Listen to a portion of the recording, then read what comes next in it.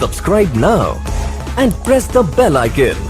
जय हिंद दोस्तों, मैं अमरजीत सिंह यूट्यूब चैनल में आपका स्वागत करता हूं। मैं आपको आज अंतःस्रावी ग्रंथियों में से हार्मोन पढ़ाऊंगा। पहला चैप्टर मेरा हार्मोन रहेगा। मैं आपको आज हार्मोन के बारे में पढ़ाऊंगा कि हार्मोन क्या होता है, मतलब क्या होता है, कैसे आप बनता है और इसका काम क्या होता है हमारे शरीर में, और इसकी पहली बार खोज किसने की और नाम किसने दिया और पहला खोजा गया हार्मोन कौन सा है।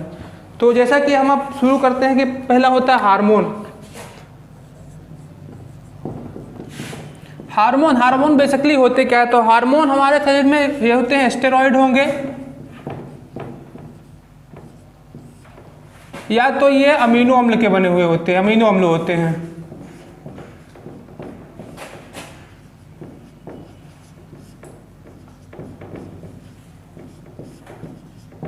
अर्थात ये हार्मोन जो होते हैं स्टेरॉइड के बने होंगे या तो अमीनो अम्ल से मिलकर के हार्मोन बने हुए होते हैं।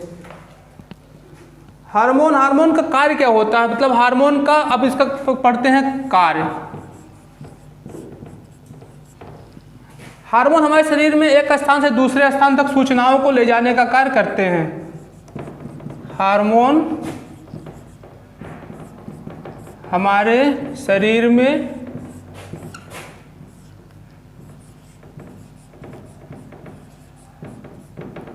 सूचनाओं को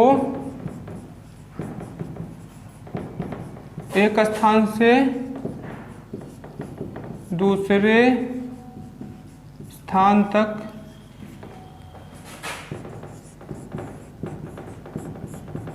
ले जाने का कार्य करते हैं। अर्थात ये जो हार्मोन होते हैं तो हमारे शरीर के अंदर मैसेंजर की तरह कार्य करते हैं।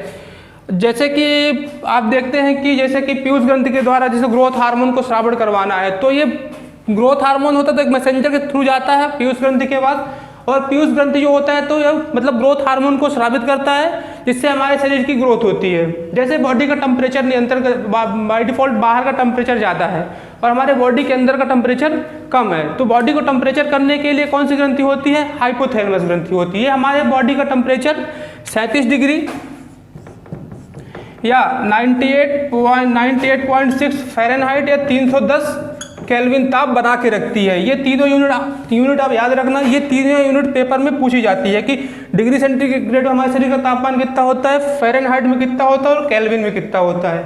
इस प्रकार ये हमारे शरीर के अंदर मैसेंजर का काम करती है पहला। इसका दूसरा क्या काम होता है, ये शरीर को बैलेंस करने का कार्य करती है।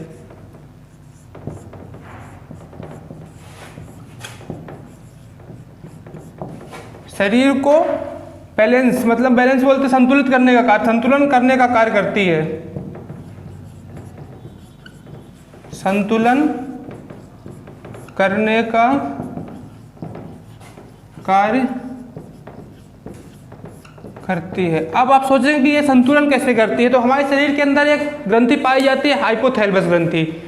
ये जो ग्रंथि होती है तो हमारे शरीर के अंदर जो ब्रेन से नर्वस सिस्टम को कनेक्ट करके रखती है, अर्थात इन दोनों के बीच सामंजस्य क्षमता को बनाए रखती है। जैसे कि हमारा नर्वस सिस्टम बोलेगा उस हिसाब से ये बॉडी को संतुलित करती है। जैसे कि आपके पैर में बाय डिफॉल्ट कुछ लग गया तो आपका हाथ सीधे पैर में जाएगा। इस कोऑर्डिनेशन का मतलब यही होता है कि जहाँ पर आपका कोई रिएक्शन होगा सीधे हाथ आपका वहीं जाएगा, या तो आपका मतलब जैसे पैर में कंकड़ गड़ा तो आप सीधे पैर को टच करोगे ना कि सर को।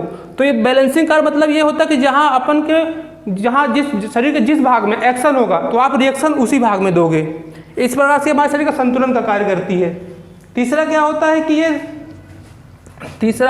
सीधे हमारे रक्त में स्रावित होती है। यह हमारे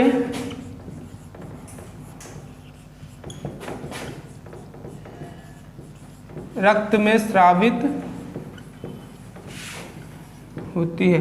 अब आपने पढ़ा कि सूचनाओं को ले जाने का कार्य करती है, तो सूचनाओं को ले जाने के लिए इसको एक स्थान से दूसरे स्थान तक जाना पड़ता है, जाना ही पड़ेगा। सूचना ले जाने के लिए आप नॉर्मली भी सोचे, सूचना के लिए कहीं ना कहीं मतलब एक स्थान से दूसरे स्थान तक जाना ही पड़ता है। उसके लिए जो हार्मोन होते हैं ना, ये हमारे ब्लड के माध्यम से एक स्थान से दूसरे स्थान तक जाते हैं। जैसे कि पीयूष ग्रंथि के द्वारा निकलता है कौन सा, ग्रोथ हार्मोन। तो वह हार्मोन जो हमारे बॉडी में पूरे बॉडी में जाता है तो वो ब्लड के माध्यम से ही पूरे शरीर में मतलब ट्रांसपोर्टेशन मतलब क्या बोलते हैं उसको कि ट्रांसफ़र करता है ये।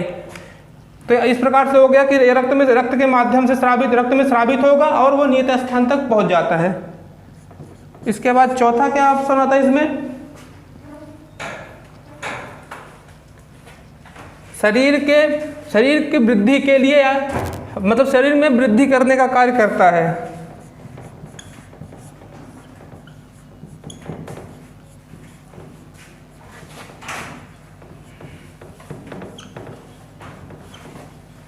करने का कार्य,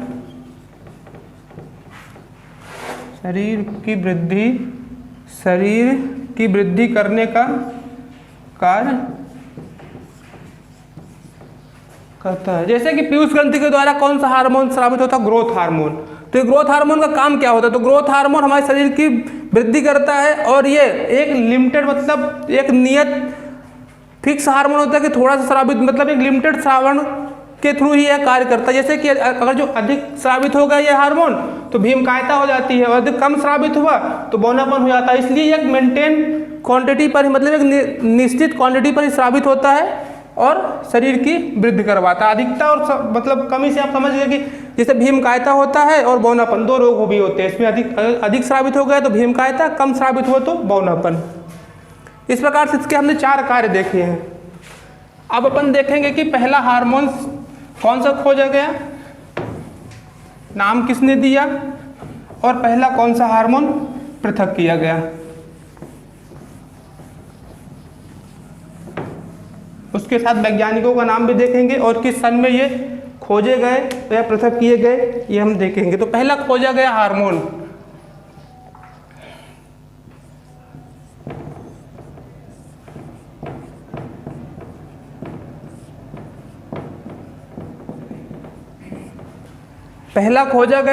सिक्रेटिन था।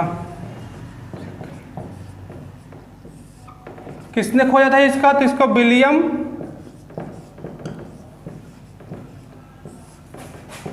एम वैसिलस इनके द्वारा ये पहला हार्मोन खोजा गया था। सिक्रेटिन याद रखना, पहला खोजा गया हार्मोन सिक्रेटिन था और इसके खोजकर्ता का नाम रखना किसके द्वारा यह हार्मोन खोजा गया था। अब हार्मोन की खोज हो गई, अब इसके बाद इसके हार्मोन का नाम किसने दिया था, तो पहले हार्मोन का नाम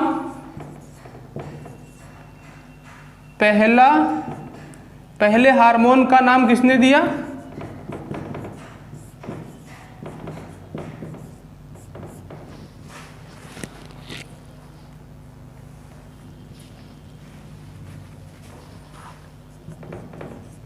(1905) में पहला हार्मोन किसने दिया था। हार्मोन का नाम मतलब हार्मोन शब्द का नाम आप बोल सकते हैं कि पहले हार्मोन शब्द का नाम किसने दिया, तो अर्नेस्ट और स्टार्लिंग नामक 2 वैज्ञानिक थे। इन्होंने पहली बार हार्मोन को हार्मोन शब्द का नाम मतलब हार्मोन को ये शब्द दिया कि यह हार्मोन होते हैं। अर्नेस्ट और स्टार्लिंग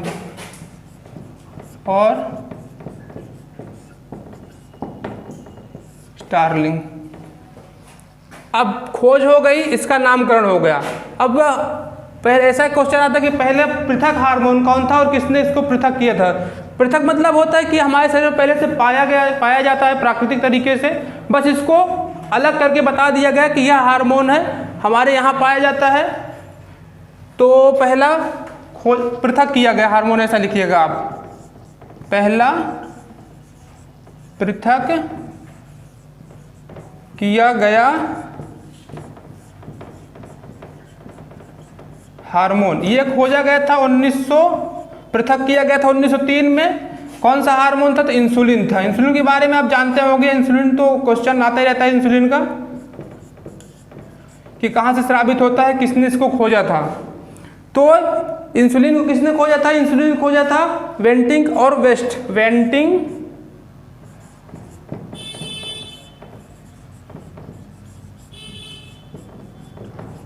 और वेस्ट नामक 2 वैज्ञानिक थे।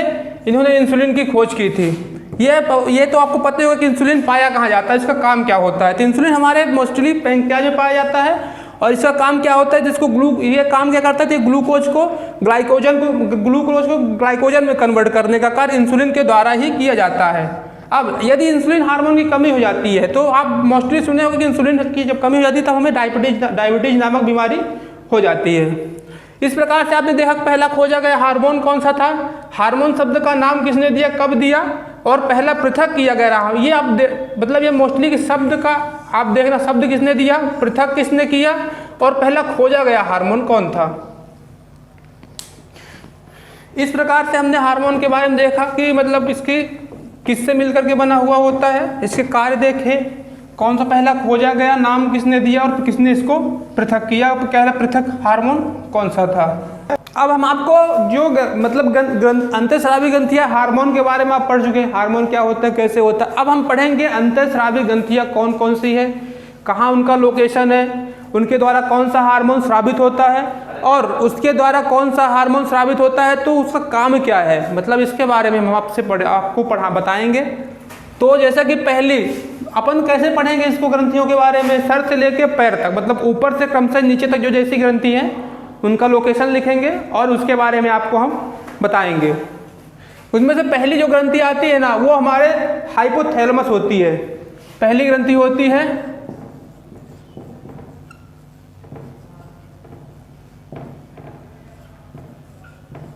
हाइपोथैलेमस ग्लैंड, दूसरी होती है पिट्यूटरी ग्लैंड,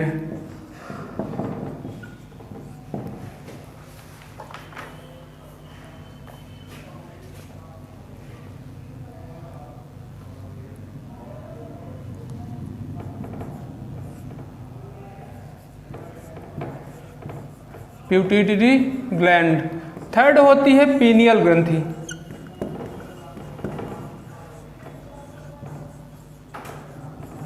फोर्थ होती है थायराइड ग्रंथि,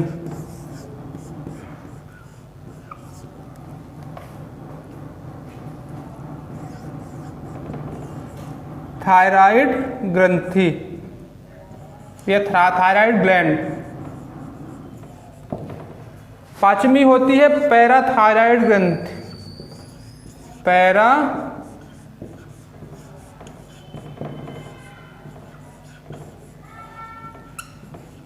ग्रंथि। छठवीं होती है हमारी पीनियल ग्रंथि।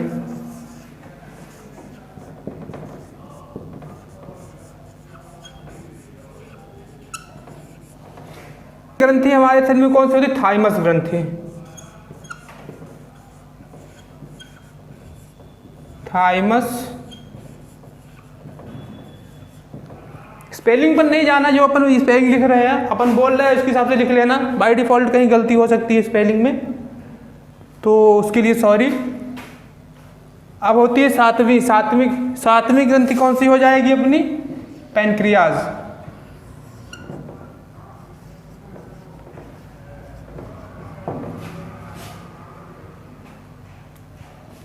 पैनक्रियाज।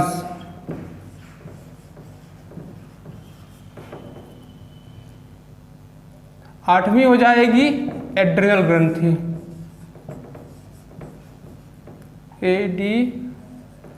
एड्रिनल।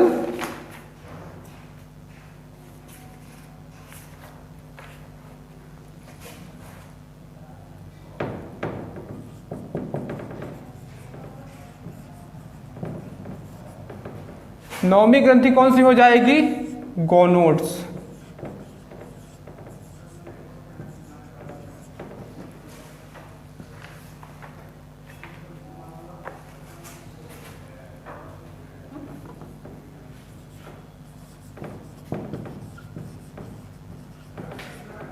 अब आपको मतलब ये 9 ग्रंथि हमने लिखी है। अब ये बताते हैं कि कौन सी ग्रंथि कहाँ पर पाई जाती है, मतलब शरीर के किस भाग में कौन सी ग्रंथि पाई जाती है।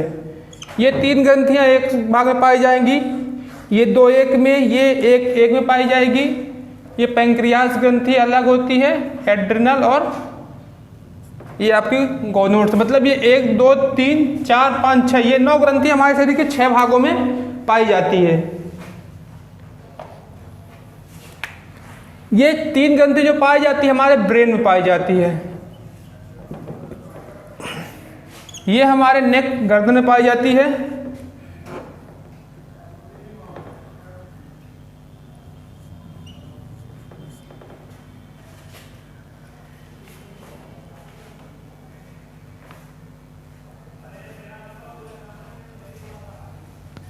नेक यानी थोरेसिक पार्ट में, थोरेसिक पार्ट में पाई जाती है। थाइमस ग्रंथि में चेस्ट में पाई जाती है। ये पैंक्रियाज ग्रंथि पाई जाती है हमारे एब्डोमिनल कैविटी में।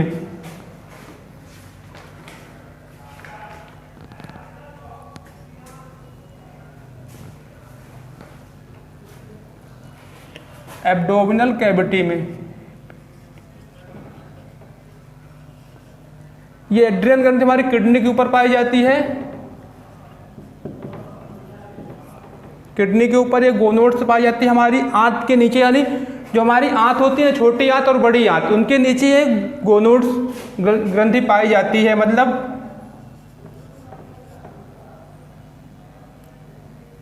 Below intestine.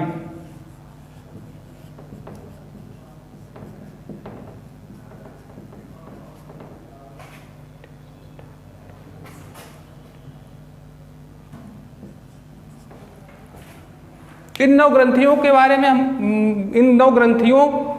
बारे में हमने आपको बताया। इनके लोकेशन के बारे में लिख दिया, कौन सी ग्रंथि कहाँ पाई जाती है।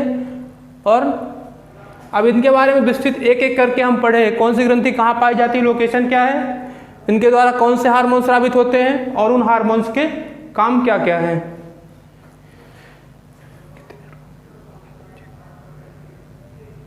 बंद करो।